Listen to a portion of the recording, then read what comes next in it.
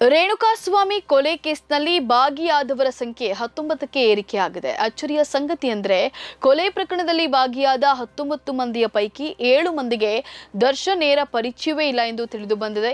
ಕೃತ್ಯದಲ್ಲಿ ಭಾಗಿಯಾದವರು ದರ್ಶನ್ ಅಭಿಮಾನಿಗಳಾಗಿದ್ದು ಹಲವರು ದರ್ಶನ್ನನ್ನ ಭೇಟಿಯಾಗಿದ್ದೆ. ಕೊಲೆ ಕೇಸ್ನಲ್ಲಿ ದರ್ಶನ್ ಅರೆಸ್ಟ್ ಆದ ನಂತರ ದರ್ಶನ್ಗಾಗಿ ಕೃತ್ಯ ಎಸಗಿದವರಲ್ಲಿ ಕೆಲವರು ದರ್ಶನ್ನನ್ನ ಪೊಲೀಸ್ ಸ್ಟೇಷನ್ನಲ್ಲಿಯೇ ಮುಖಾಮುಖಿ ನೋಡಿದ್ದಾರೆ.